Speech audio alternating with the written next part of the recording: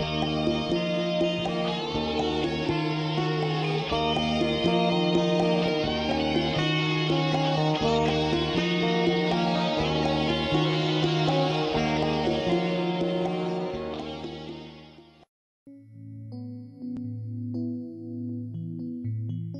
the history of the Law of One series, the Law of One was channeled by three people: Don Elkins, Carla Ruckert, Jim McCarty. 20 years of research into channeling went into this before they did it. Don Elkins was originally part of the Elkins-Mantell Flying School, a different Elkins than him. He was just a student there. Mantell is the famous crash in which the guy tried to follow a UFO in his airplane and got into the field coming off of it, and it shot all these holes through the ship.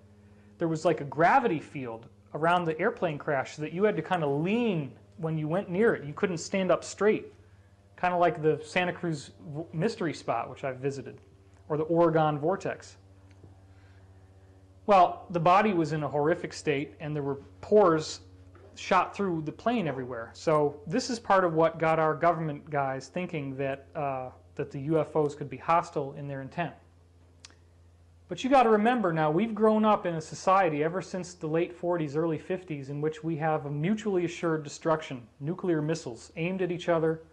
There's no way, I mean, what does win a nuclear war mean? How do you win a nuclear war? That was, the War Games movie did a really great job of making us clear about that. Now, a lot of these witnesses at the Disclosure Project are saying they saw these UFOs hovering over nuclear missile silos, and they would power down the whole silo.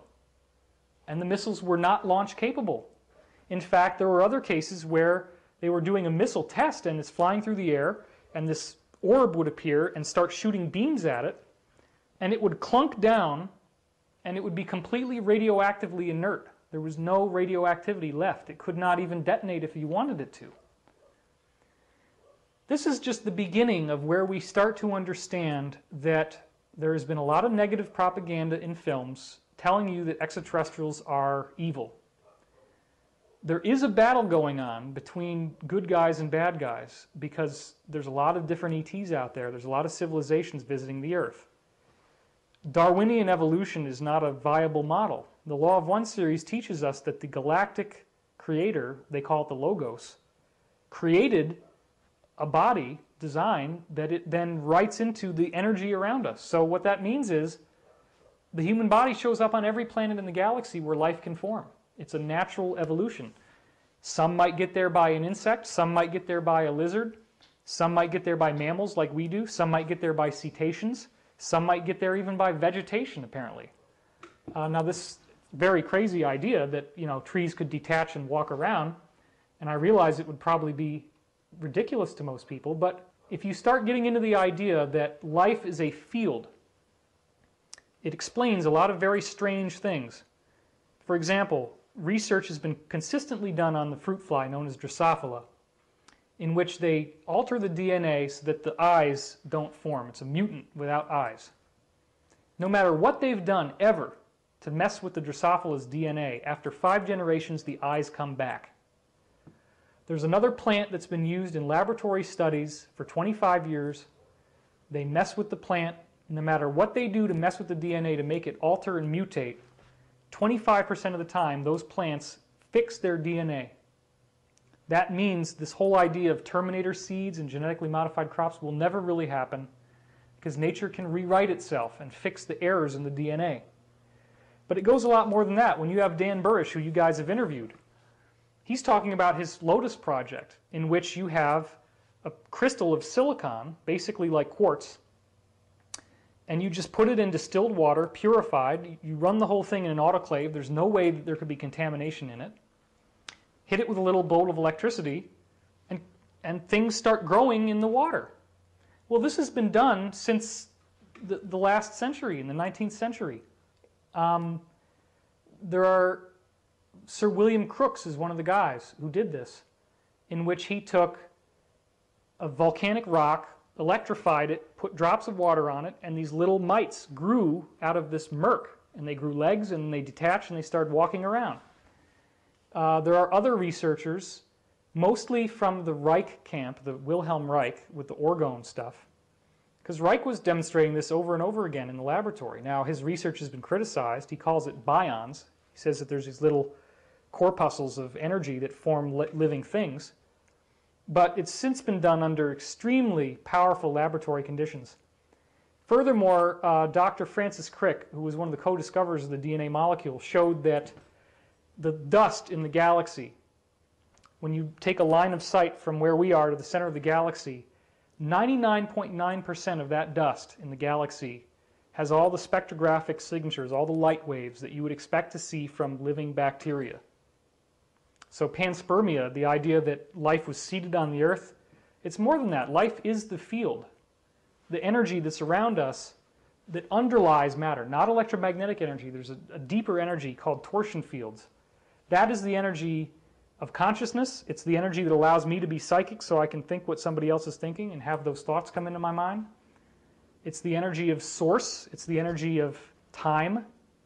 Time is actually not invariant. Time is locally variable. That's one of the really fascinating things you start learning. I've now, as I told you guys, I've met with a variety of black ops scientists.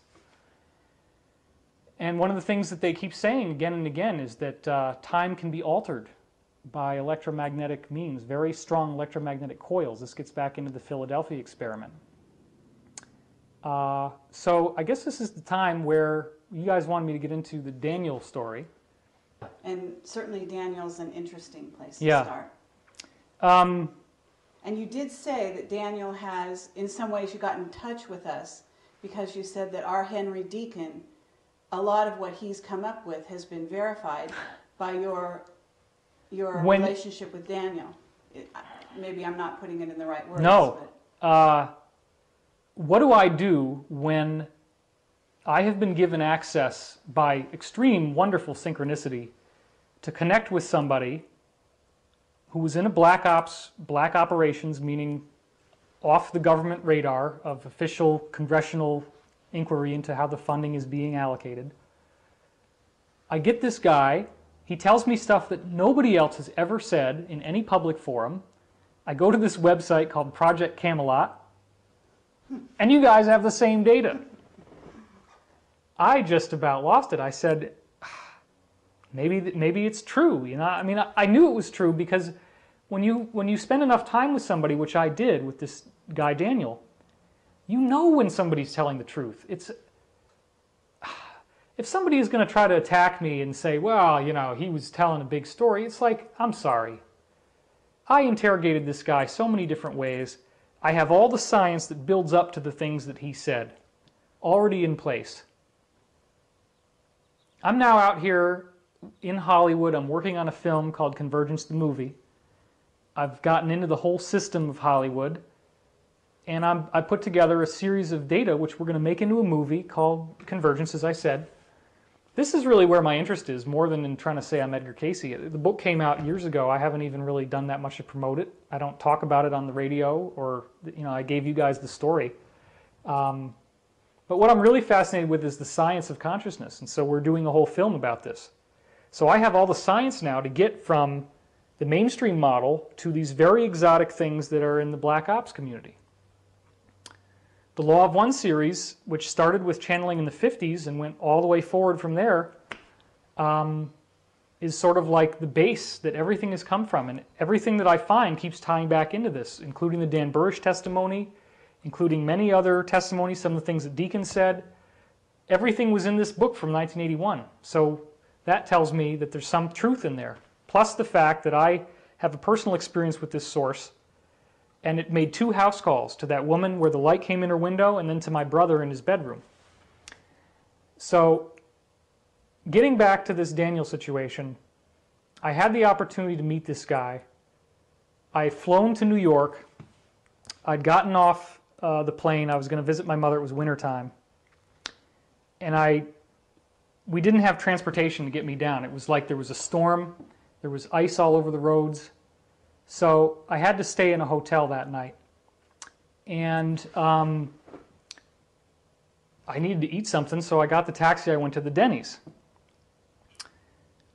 And it just so happened before I left that this book had gotten my attention again, the Montauk Project.